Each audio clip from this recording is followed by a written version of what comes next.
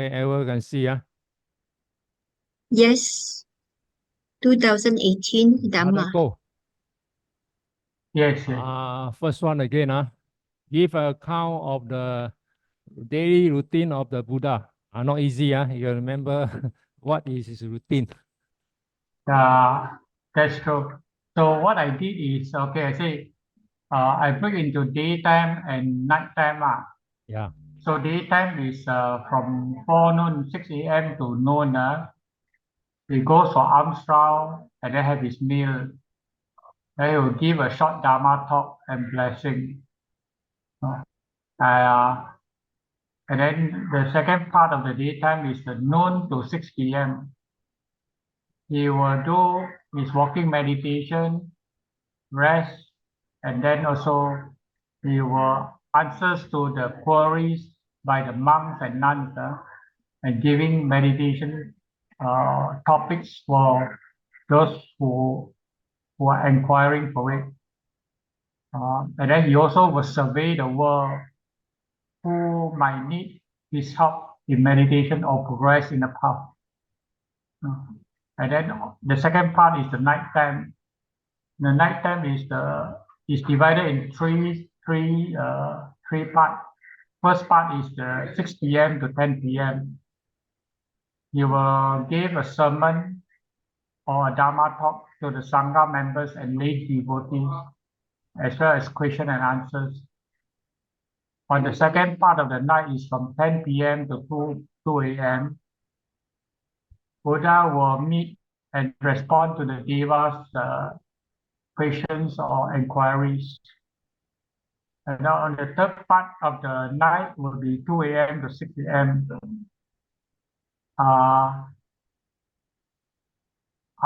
These details I can't remember fully, but I remember is at one part is that he will rest on the right side of his body mindfully. And then at the 5 to 6 a.m. he will survey the world with his compassion to see if any other beings require his assistance and to gain enlightenment or progress in their spiritual life. This is what I have at the moment. I need your input. Thank you. Okay, good. Let me give you my copy.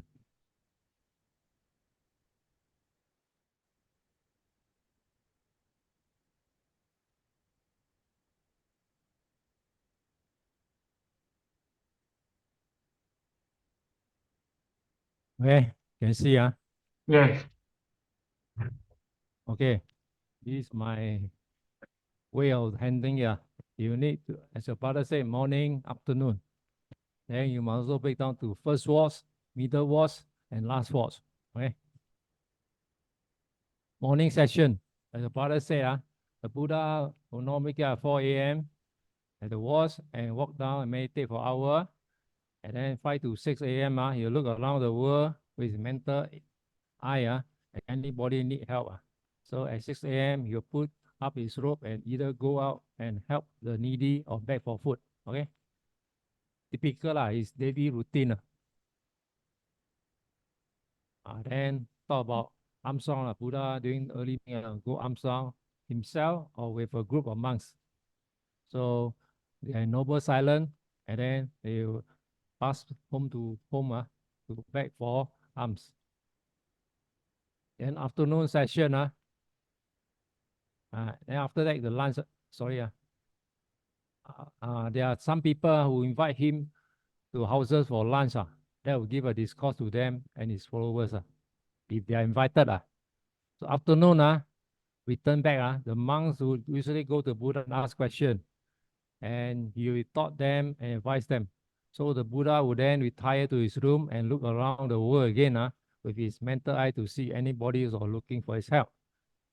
He will then go and meet people who are waiting for him. People come to the temple ground to see him. He will teach them whatever in such a way that everybody felt that Buddha was teaching to each one of them separately, giving joy to wise and promoting intelligent and average people and dispelling darkness of Tao life, Tao witted. So Buddha able to determine the standard of people who oppose him.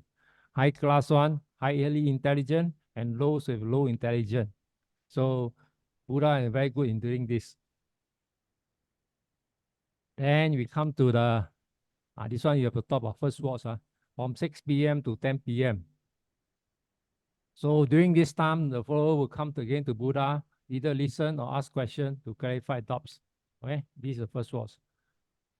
Then middle watch, during this period, this is a period where the devas, or the so-called gods, who seize the opportunity to go to see Buddha and then learn the truth from of life. So advice from Buddha. So Buddha, on answering the question, will complete the middle watch of the night. And then the last watch, for the first hour, Buddha will walk up and down, meditating and free himself from the discomfort of sitting all day. Then he will sleep for an hour. So Buddha only short sleep only. Thus, you can see the Buddha was busy the whole day. In fact, only slept 1 hour each day during his 45 years of teaching. During early hours of the day, he saw the whole universe and then blessed his boundless love and brought happiness to millions. This is between 2 to 4 a.m.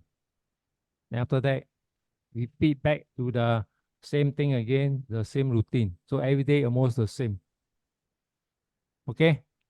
Anything you want to add on? Well, what I understand is the last watch is 2 to 6 a.m. I'm not too sure. Whatever lah, you just watch. Okay. This one took another article on. You Oh, train whatever you feel is appropriate for you lah. okay. This is a guideline for you only. Okay, thank you. So you all can make changes to it. So next one, Sister Sumeta. Summarize the objective Buddha sought to achieve by promulgation of Vinaya rules. Why he formed the monks' rule? Okay, so ever since the Buddha has established his sasana, spreading his teaching, he has re-established the renowned status. So, with abundance of and lavish so-called benefactors to support the monks, and with the royal protection from the kings who learn the Dhammas, then the number of young men who join the monkhood become increasingly large. Quite a number of them actually is think for an easy life to get all this comfort to without any manual work.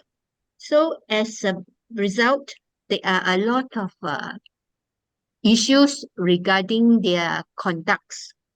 So as a result, the Buddha has to consider introducing the rules of discipline for the monks and the nuns so that they can protect them in for the monks as well as the community, as we using based on the following objective.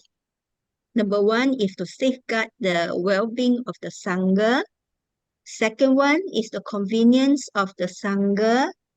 Third is to restrain the evil mind person from doing harms to the community, as well as arousing schism in the monkhood. Number four is of well-behaved monks so that they are protected from the nuisance of those who conduct immoral acts.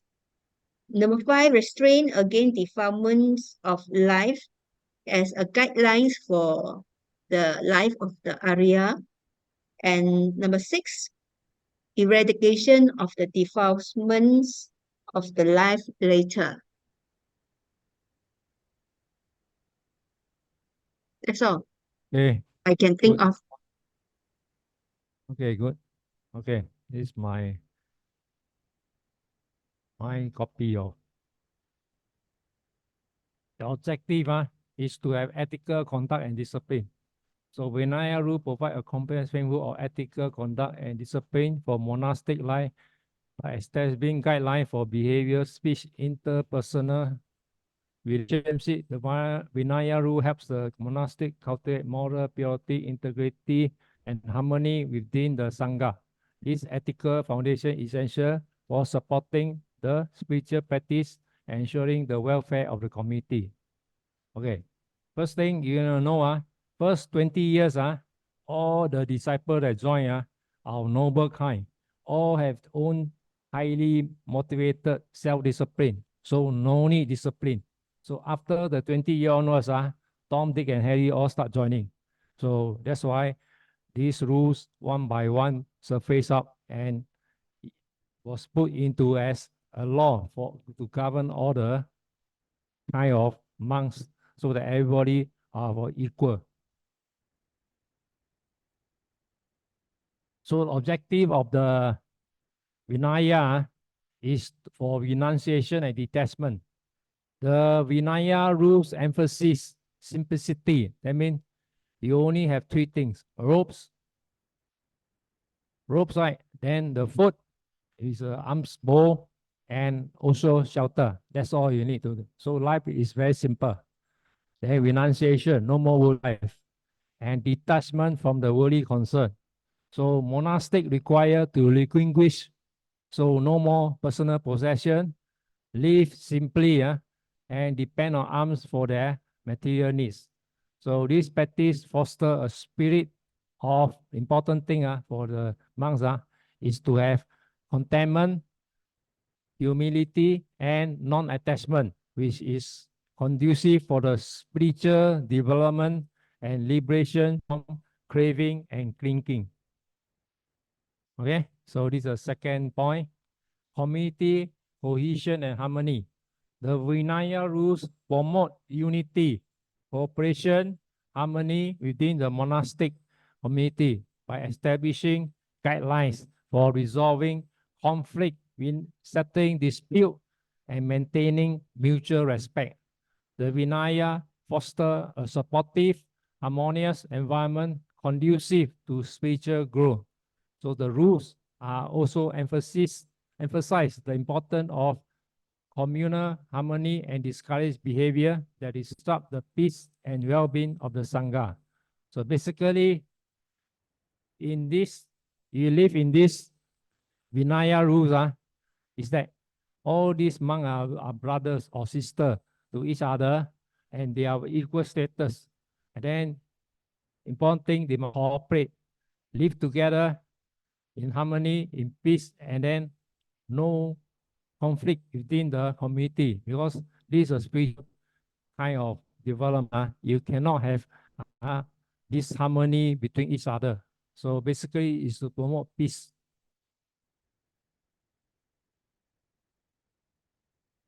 Next one, preservation Dhamma. The Vinaya rules serve to protect the integrity and the purity of Buddha's teaching and the monastic lineage by upholding the standard of moral conduct, doctrinal orthodoxy, and monastic discipline. The Vinaya safeguards the authenticity of the teachings and ensure the transmission for future generations. This preservation of Dhamma contribute to the continued propagation and flourishing of the Buddha's teaching. As reflected in the Second Buddhist Council, because of Vinaya rule, because many monks after Buddha passed away, Buddha already foreseen this.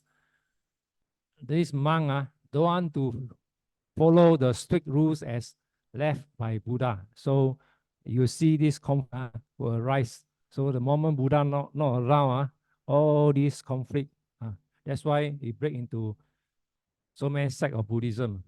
The trouble with that is because of and then they always, also you remember, many of these so-called Vedic people, the time when Buddhism was flourishing, we call so now modern day called Hinduism, suffer, that they also become monks, but they brought their own kind of Vedic teaching into this so-called Buddhist doctrine that become so much trouble, especially in the third Buddhist council.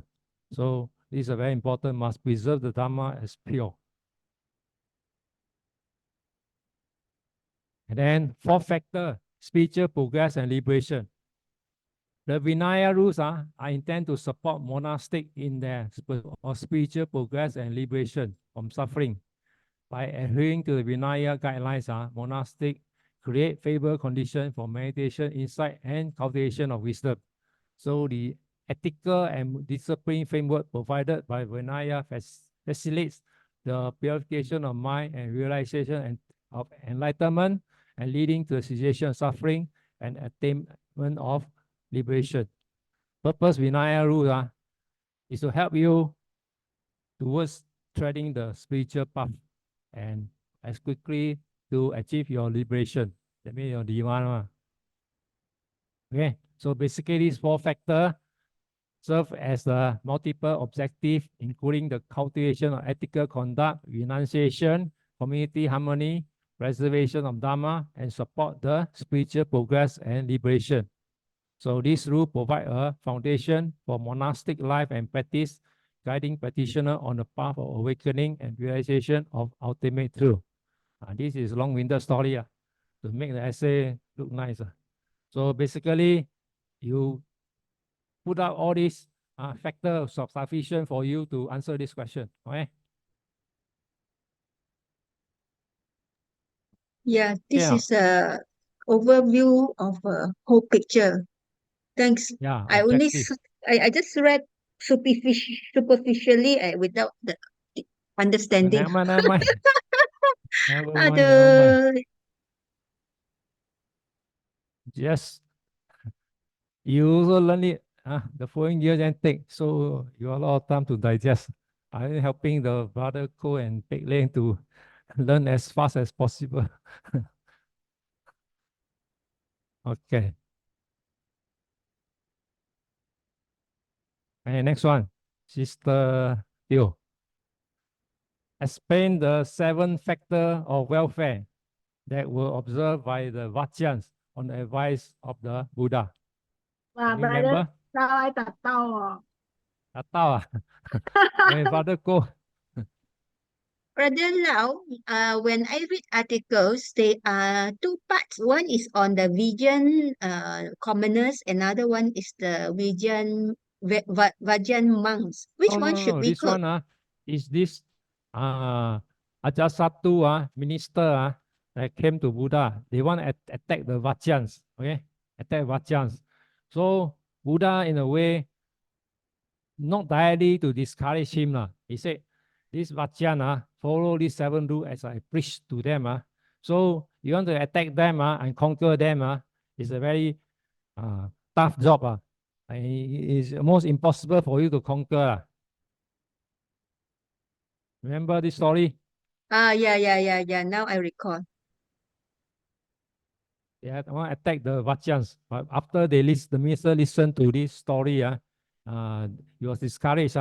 Then they finally managed to conquer it when Buddha passed. And they make them all fight to each other, the Vajjan, make them inside chaos.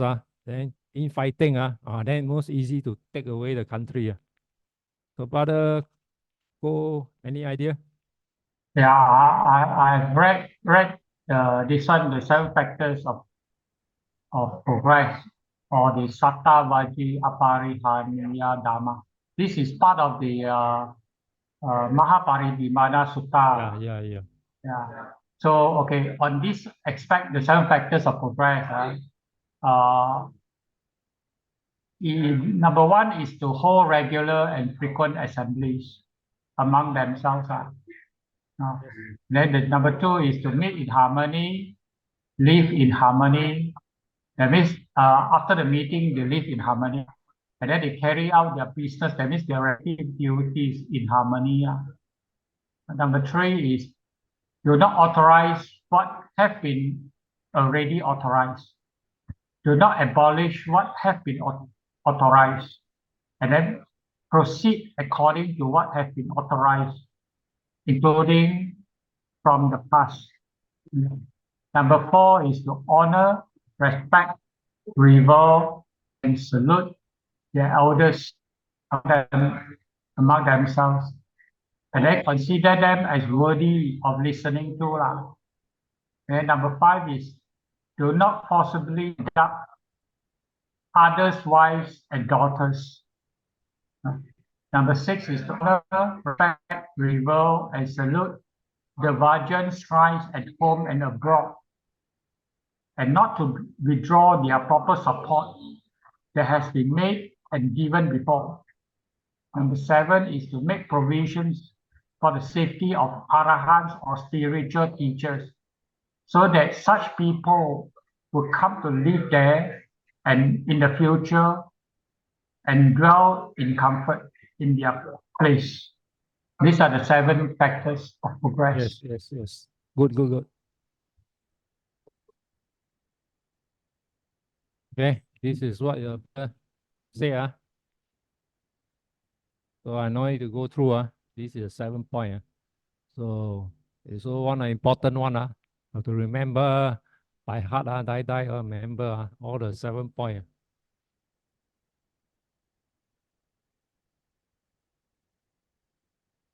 I think it's quite logical. So, Yeah. I never say wrong. You just lead us 7 point, then elaborate on it should be okay. Okay, next one. Sister Sumita. Same thing. So I told you must learn die also must learn Sigala Sutta. Come out again. Enumerate the reciprocal relations obligation as prescribed in Sutta for husband and wife. Okay. As a husband to the wife,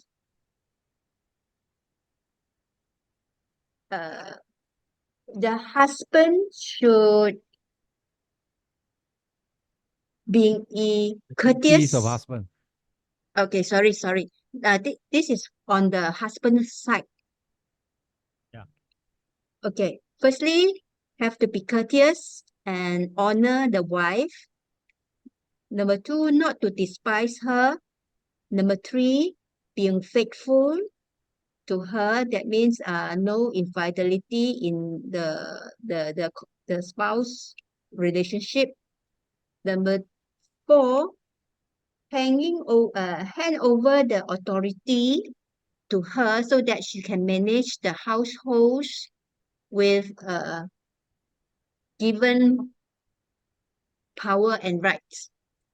The 5, providing her with adornments. That means decorative items, and that means she has the right to the sort of the wealth. And for the wife to the husband, she should perform her duty well in caring for the elders' homes, children, husband, etc. And she should be, number 2, hospitable to relatives and their attendants, like their servants. Number 3, she has to be faithful to the spouse. Number 4, she has to protect what the husband brings home. That means protecting the husband's earning and spend them wisely for the benefit of the families. And number 5, she is still industrious in discharging her duties. That means she has to manage the whole household wisely.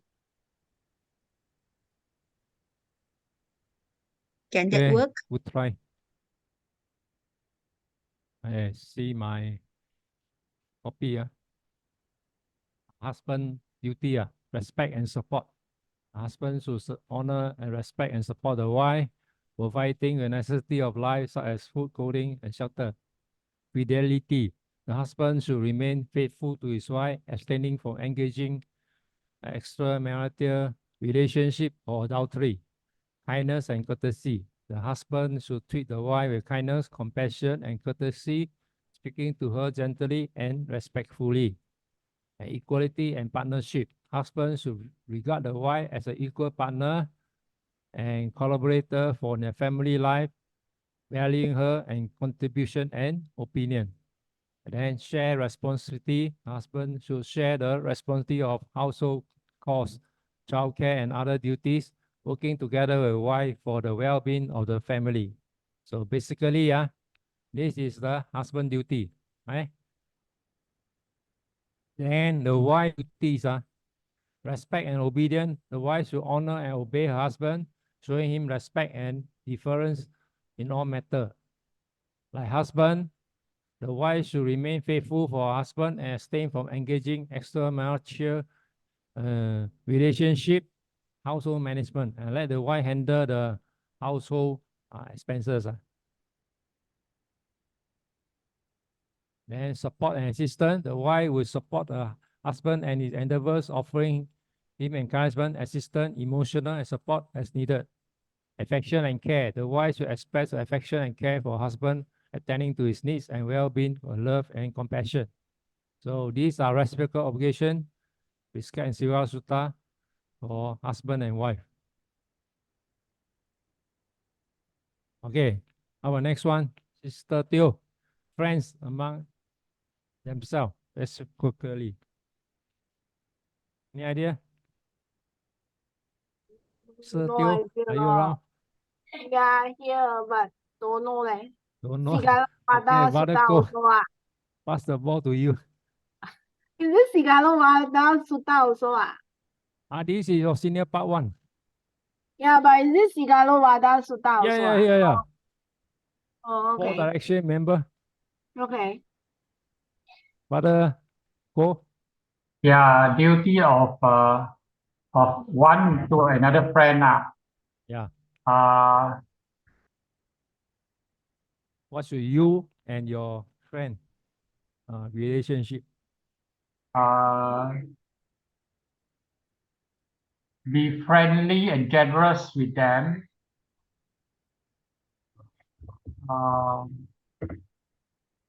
Friendly and generous.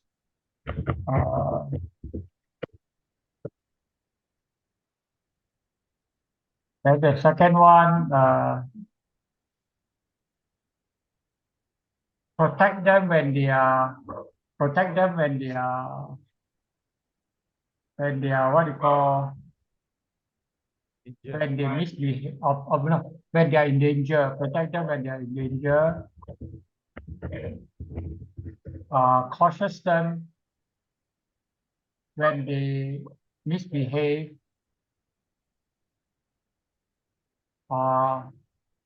Helps them when, third one is helps them when they are in need. Them when they are in need.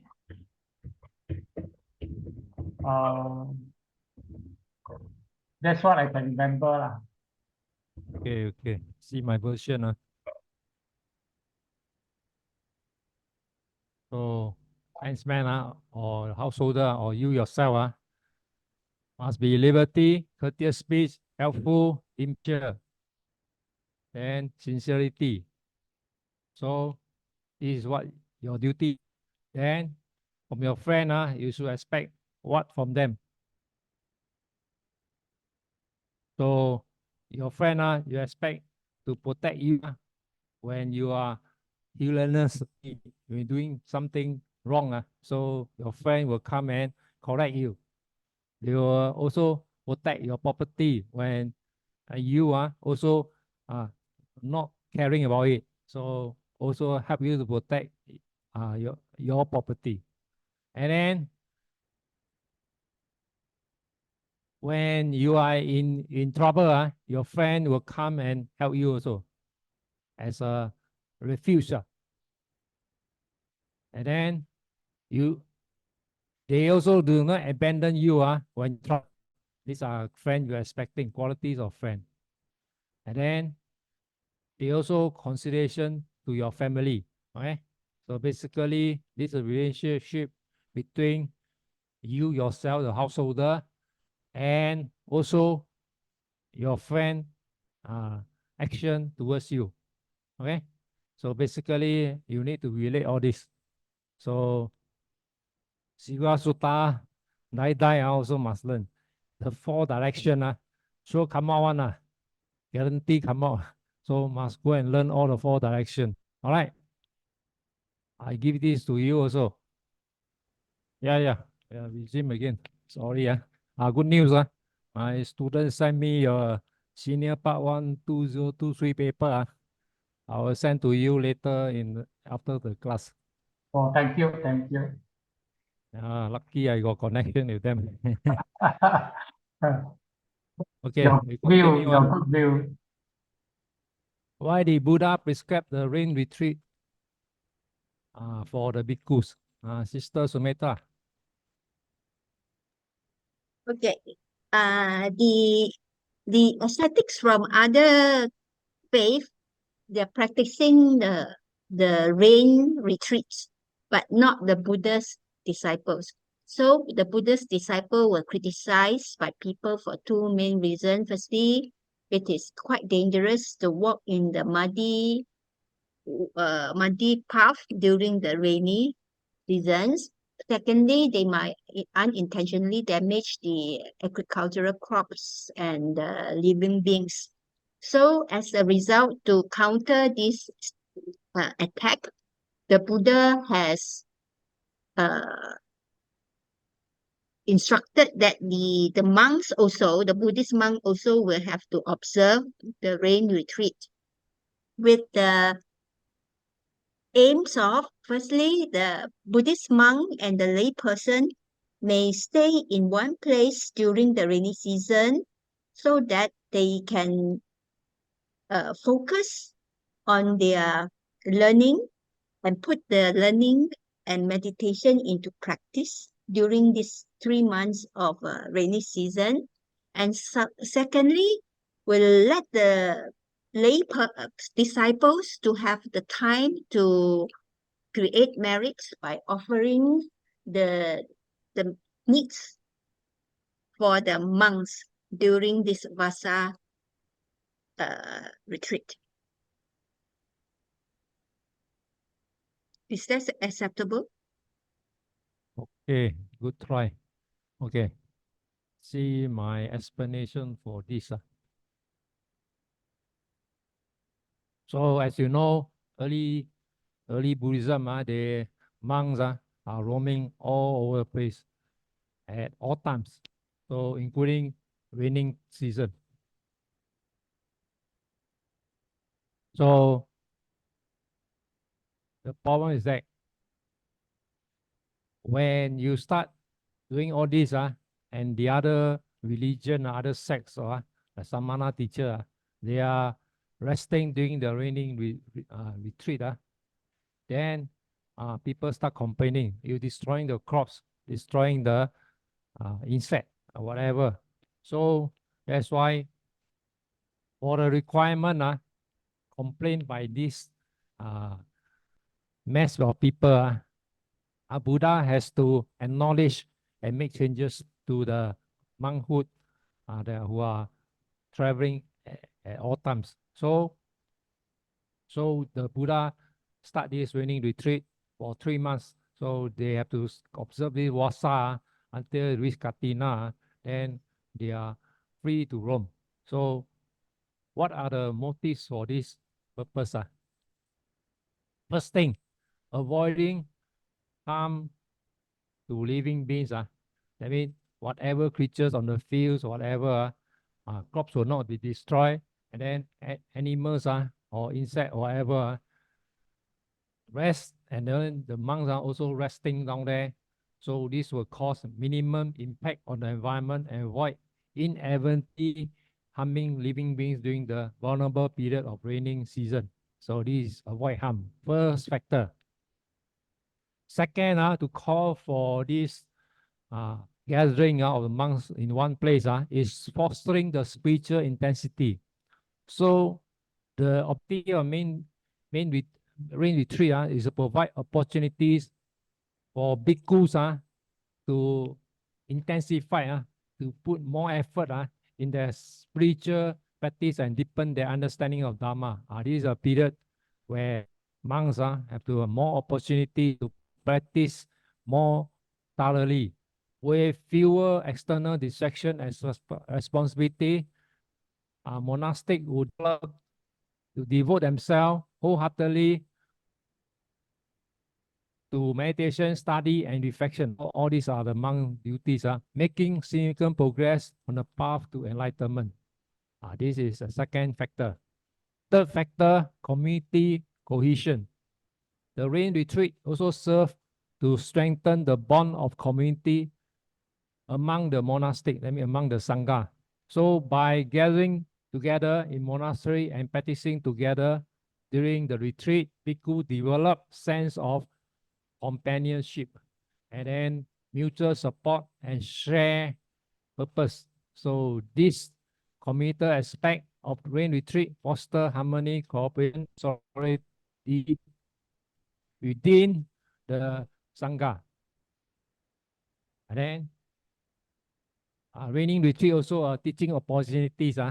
The rain retreat provide an occasion for the Buddha and the senior monastic to offering teaching, guidance, and instruction to the monastic community. So during this period, the Buddha would often give discourses on various aspects of the Dhamma, answering questions and clarifying doubts and proceeding to the practical advice of cultivation of virtue and concentration and wisdom. Next one, renunciation and simplicity. So by observing rain retreat, bhikkhus practice renunciation, simplicity in their lifestyle. During this period, monastic would typically stay in one place, relying on the generosity of lay supporters for their basic needs such as food, clothing, and shelter. So this practice of dependence on alms reinforce the principle of non-attachment, contentment, helping monastic cultivate inner peace and freedom from worldly concern. So basically, these are these. And nowadays, in the modern, during this period, they give plenty of teaching to the mass, especially the devotees, and all over the temple. Okay, basically, you put this factor sufficient for you to cover all the points. Any question? Very good, very good. Okay, I'll give this to you. You go home and slowly digest it. Very helpful. No mention, no mention. So next one, brother Go. What are the mental hindrances? How are they to be eradicated? Mental hindrances. There are 5 mental hindrances.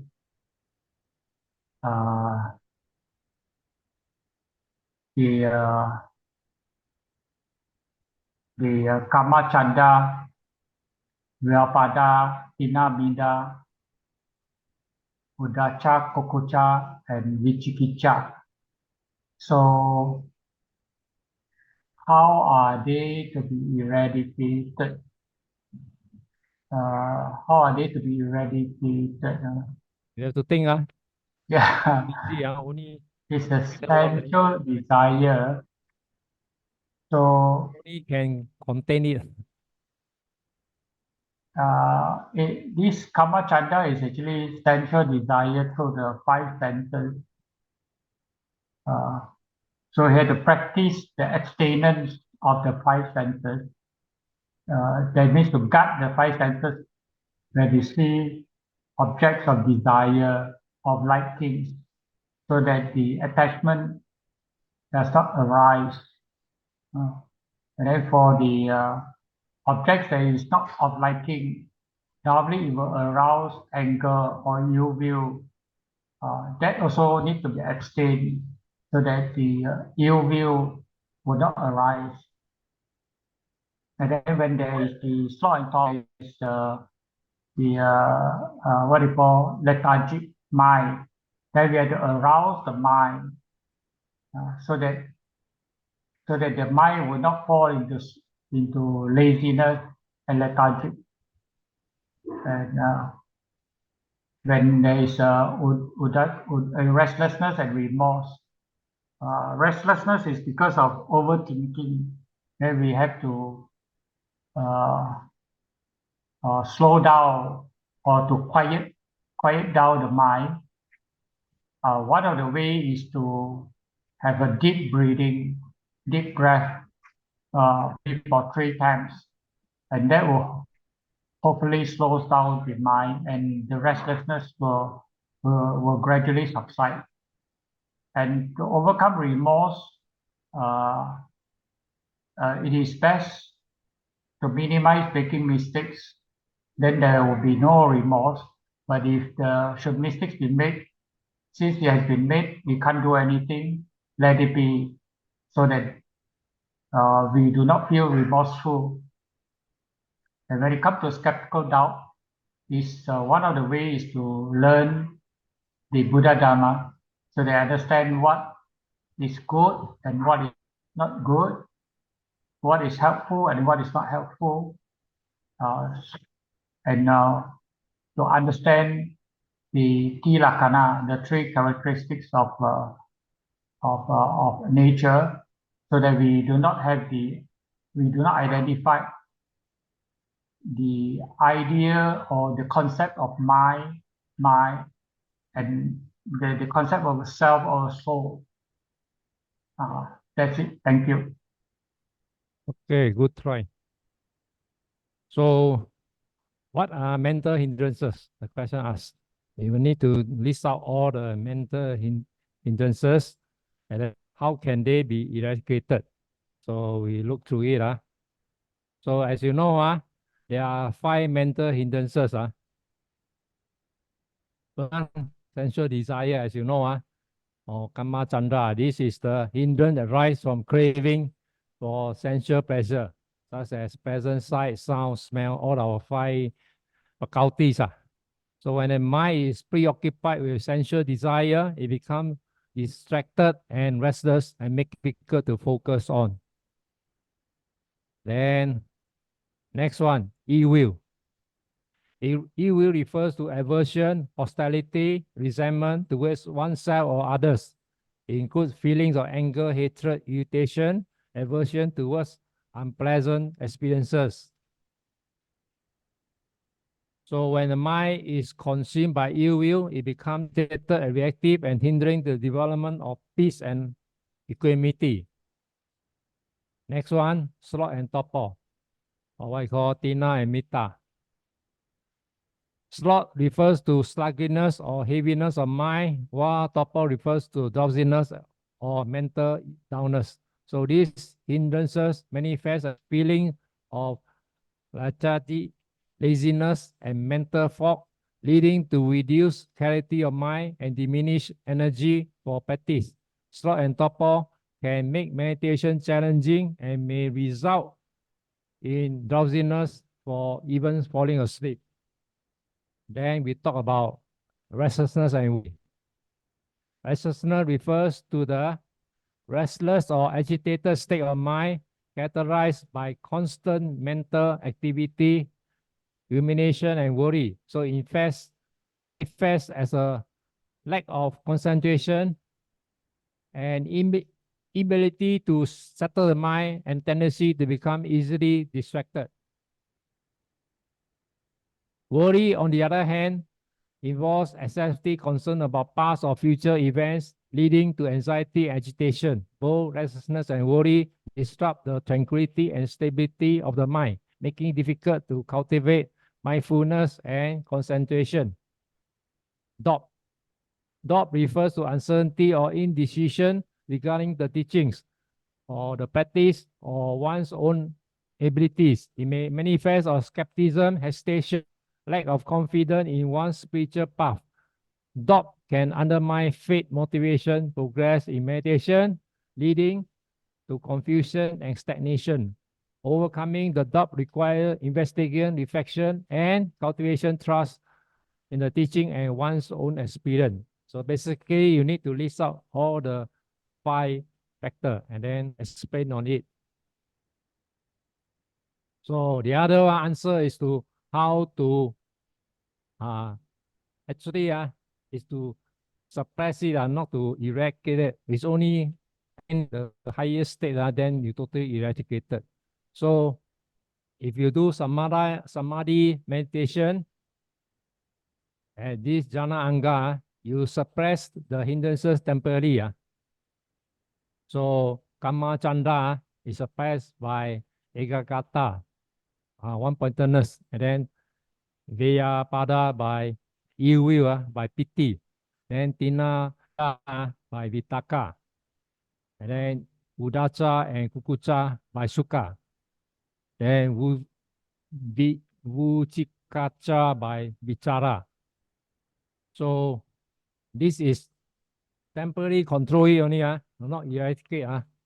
But then when you from samadhi progress to vipassana, inside meditation, to achieve higher wisdom without jhana, seeing things as they are, and realize the three signs, anicca, dukkha, and anatta. This lead to wisdom, and finally leads to the ultimate happiness.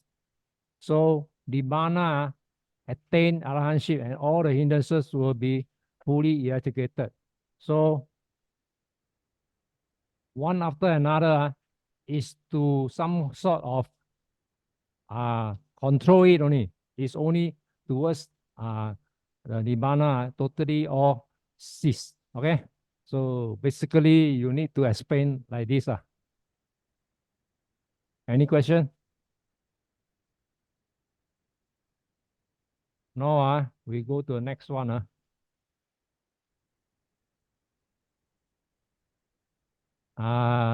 Rather go again. Explain the term samatha bhavana, tranquility meditation, and also vipassana bhavanga, insight meditation. You need to elaborate how you're able to practice these two kind of meditation. Samatha meditation. I think this one is to explain the term. Yes. It doesn't say how to practice. It just explain the term, right? So it's just explained is that samatha or tranquility bhavana or tranquility meditation is a meditation practice whereby the mind is focused at a single object that will help the mind to be focused and focus on that object, and you will reach a stage of whereby it becomes one-pointedness on that object, and it will achieve various stages of calmness and tranquility. It is to put into words and not so easy. I thought I know a lot, but looks like I couldn't put it into words. Very hard to put in words. When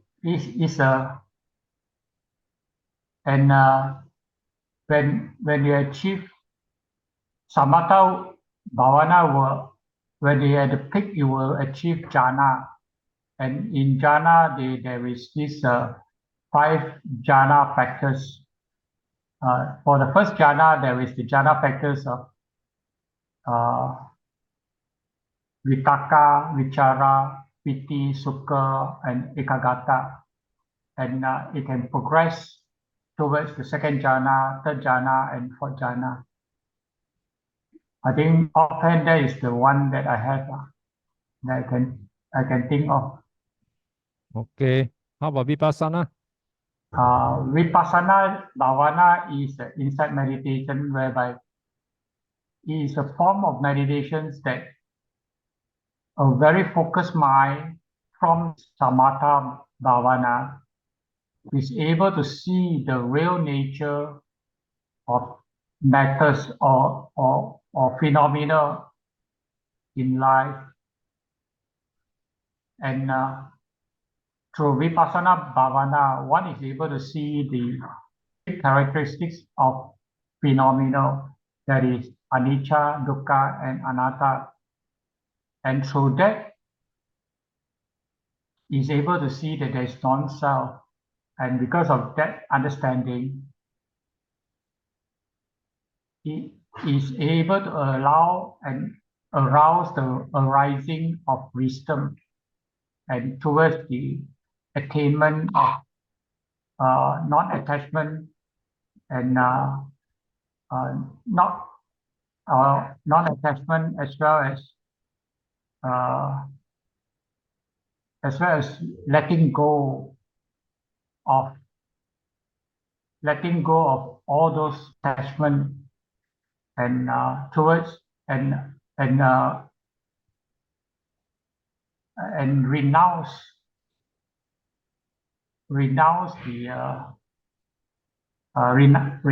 the attachment. I think I'm stuck already. Okay, Sorry, okay, right. I just stuck already. Okay, this version. What is samatha? It's means tranquility meditation or calm abiding meditation. It's one of the two primary form of Buddhist meditation practice. The other vipassana. So in samatha, the practitioner cultivates a calm, concentrated mind by focusing attention on a single object. It can be a breath, a mantra, or a visual object. So the goal is to develop this state of concentration and tranquility, which can do profound state of inner peace and insight.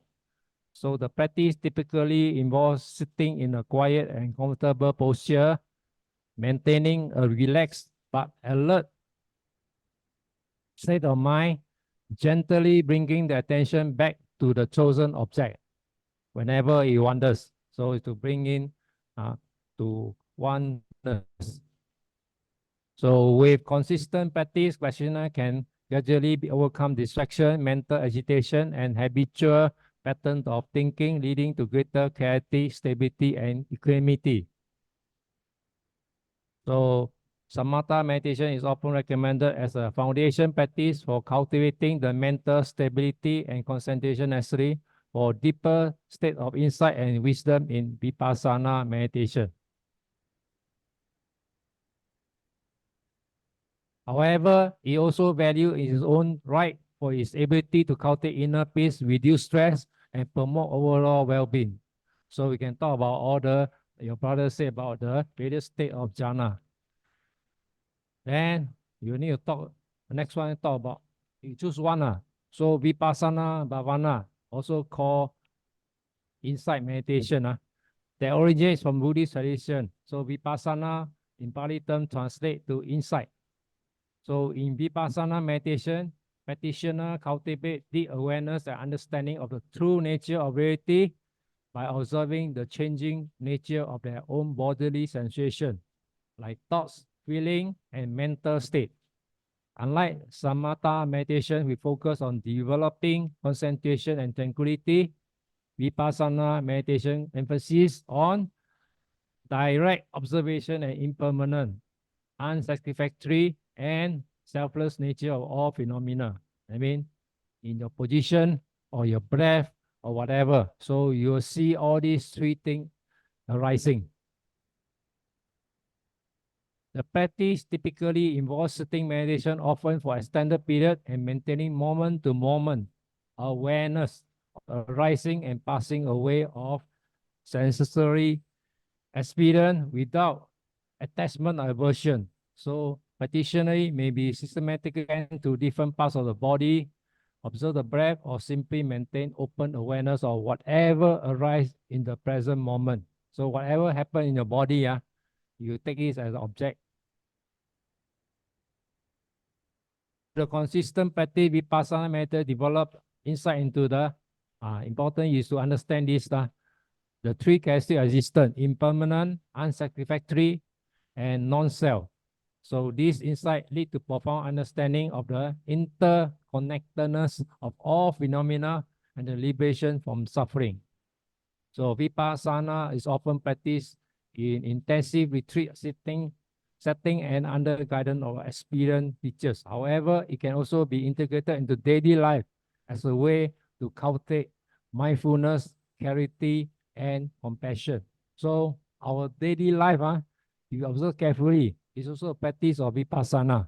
Okay, whatever you're doing, you observe carefully how your personal reaction is also another sort of vipassana. So not necessarily you must sit down there and that is vipassana. Okay, good try, brother, go. So basically around this. Thank you. Okay, next one. Sister Sumeta. So karma can never go away. So must die also must study. Give the classification of karma on the basis of either time operation, priority of effect. Sister Sumeta.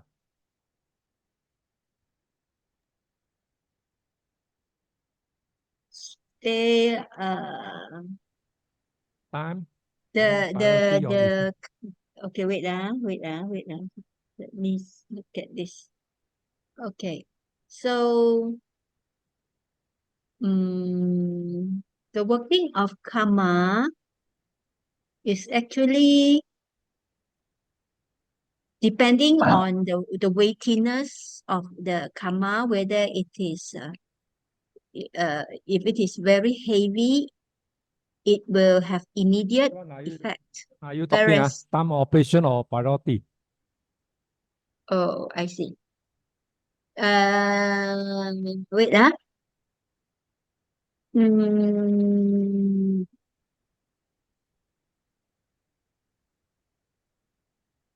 this one I couldn't really answer. Okay. I Now, brother, I go. pass. Brother, go.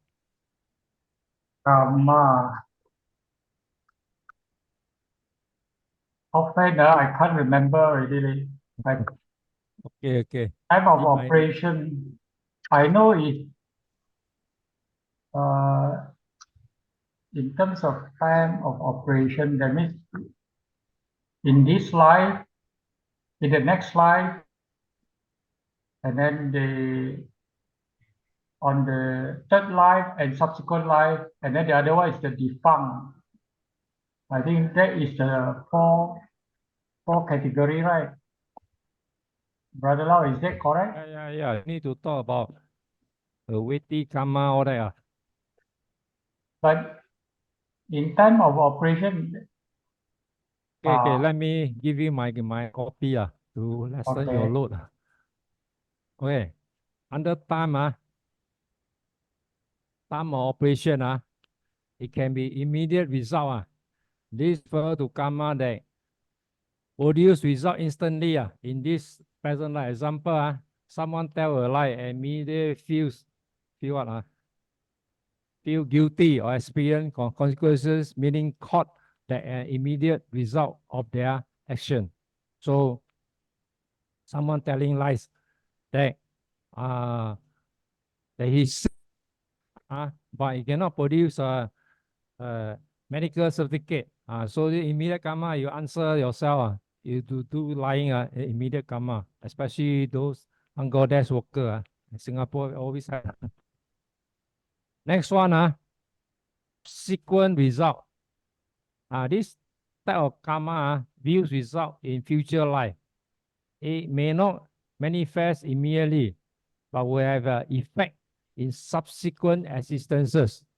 According to the Buddhist belief, the action one performed in this life shape one's circumstances and experience in future rebirth. So you do something bad, like killing. So the next life, you come out, you have a short life one. So you pay for whatever you created. So this is called subsequent karma. Then the time one, you have the next one, infinite result. Remember your brother said past one, that never happened one. So this includes karma that could view result either in this life or in future life, depending, very important, on condition. So the timing and nature of this result are not fixed, but may manifest in various times based on circumstances. If the first two never happen, next one come. So right time, right timing, right condition, it will surface. So this is the third option for timing. Must we remember, I think earlier one, the paper also have. So remember all this play. So for the time, we have 3, okay? 1, 2, 3. Immediate, then sequent, then indefinite. So this belong to timing.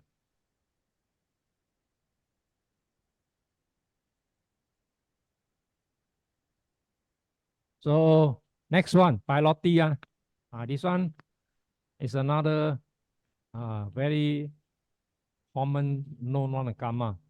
It's based on the priority effect of this karma. This one also earlier paper we also cover. So very important karma must learn it well. Weighty or heavy karma, garuka karma. So this category includes action that have significant consequences, either positive or negative, due to severity, intensity, or the level of intention behind them. So heavy karma can result in substantial impact on one's present life or future life. Example of heavy karma include killing. You perform all these, stealing, sexual misconduct, and act of generosity. You do good also got good effect. So this is called weighty karma. Next one, we have spoken earlier also. Habitual karma. This one, example, you every now and then attend YMBA course or attend other Buddhist lecture. So this action will arise to you very fast compared to those people who once a blue moon perform it. So this action that one habitually engage in either due to the repeated practice because every week or alternate week or deeply integrated tendency, habitual karma may not always have immediate or significant consequences, but over time it shapes one character and predisposes one certain experience and tendency. Okay, so this is the second one to come out after the weighty one. Then we have the residual or reproductive karma. This refers to the karmic residual or potential for future effect generated by past action, either after immediate consequence of a particular action have been experienced, and there may be residual effect and influence future experiences and circumstances. This is also one of it. And the fourth one, cumulative karma, the katata karma. This category encompasses the collective karma of a group of community as well as cumulative effects of repeated action over time. It highlights the interconnectedness of individuals and share responsibility for the collective outcome of action. Okay? You go to your notes, all this all listed down there. Brother Lau, I thought in Theravada we do not agree on the collective karma. We don't What? I taken wrongly. because Have or not? collective karma is more not so much from the Theravada, I think. Because the one that Did I put in my notes? yeah, I know your notes say so, but just now what we have is the death proximate karma. Or this sticker, they put it out of point. So there could be compilations of different schools, and I think in Mahayana they do accept that collective karma is one of the. Probably we need to change it. You're because going to alter it, whatever you see in the notes. Okay. I send to you all, you're going to make modification. Okay. Whatever, any mistake down here. Because just now I remember that one is but that one is more for the rebirth lah. That means death proximate karma, but it's more at the point of death, not so much on karma in general. This one is more of karma in general lah. Yeah, you can make the changes whatever you find appropriate. Okay, thank you. So karma, very important topic. Die. Also must remember. I also don't like this one because last time I study this, have to remember by the sequences. I see whether I got that charge. There's a way to remember it. If I can get the charge. You all have any charge not? That can separate all the karma happen. Well, I normally put in the table form because there are four in a group. I think there is 3 or 4 category of karma. I think. You have then share with the class. Okay. I'll just check it out. But then I did not elaborate. It's more for revision purpose. So like this one, you have to write sentences and present it in the essay form. You have to elaborate. Okay lah. Okay. And next one, next one, very long-winded. What are the factors? Samoyojana. Why are they so called? Anyone want to try? Oh.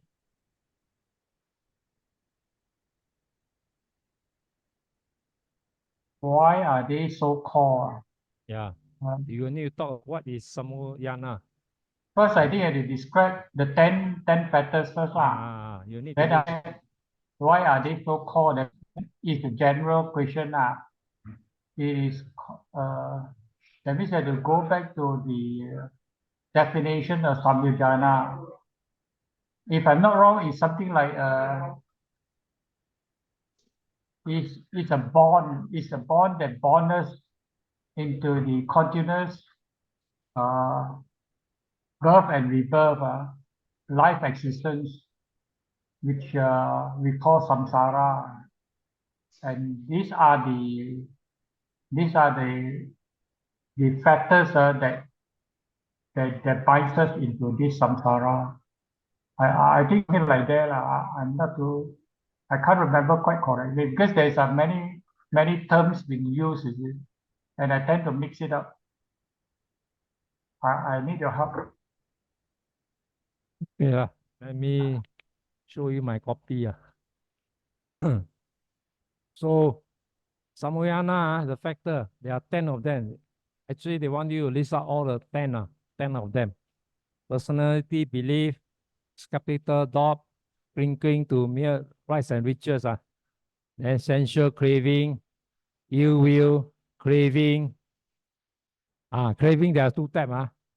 There are some people who crave to live in the form world. I mean, in the so-called the God's there, God's realm, and then immaterial on the Brahma one.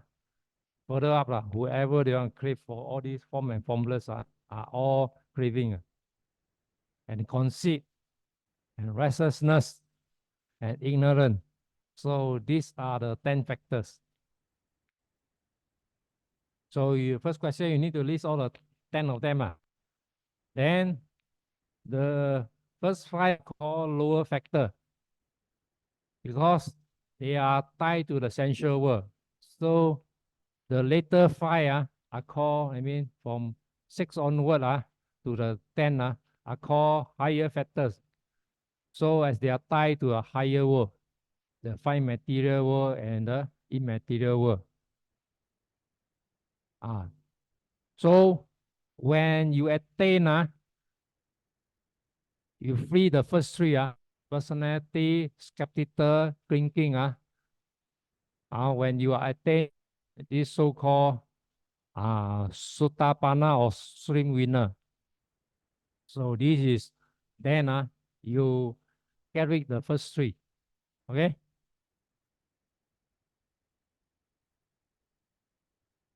Then the next one, if you progress, he who beside the first 3 and can overcome 4 and 5.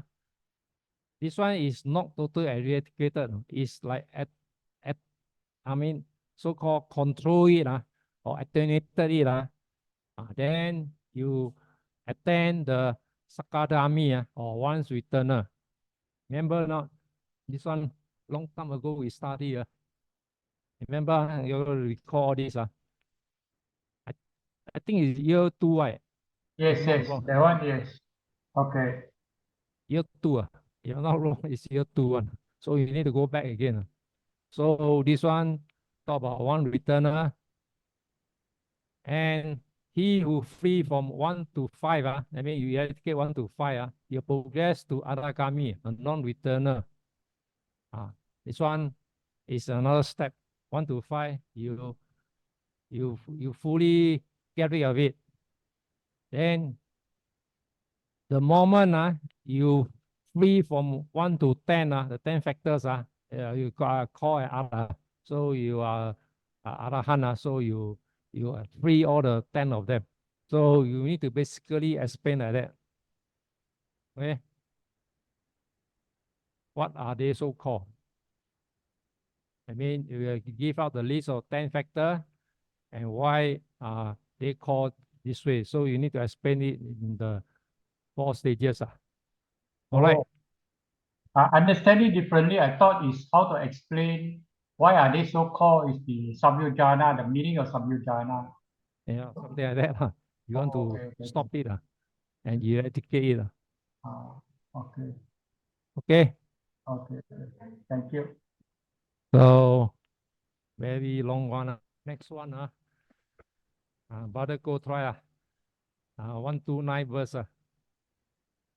Yeah, this one is the verse 129. Actually, they have given the 129 already, but as I say, I do not put emphasis on the Dhammapada, so I did not really go into details. That's right. Everyone fears violence.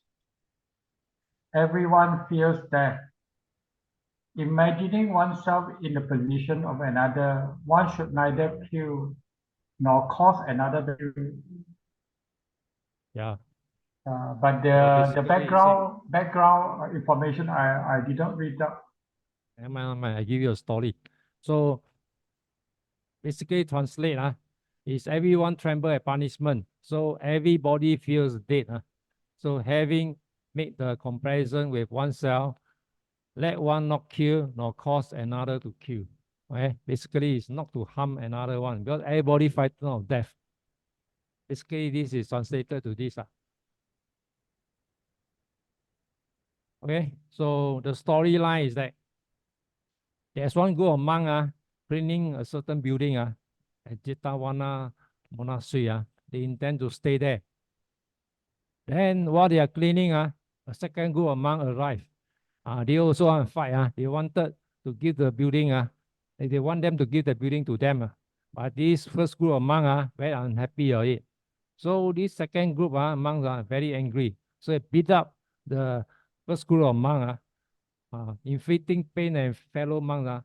So when Buddha came upon this incident, he admonished the group of monks by inflicting pain on other fellow monks. He told them, saying that violence is not a solution.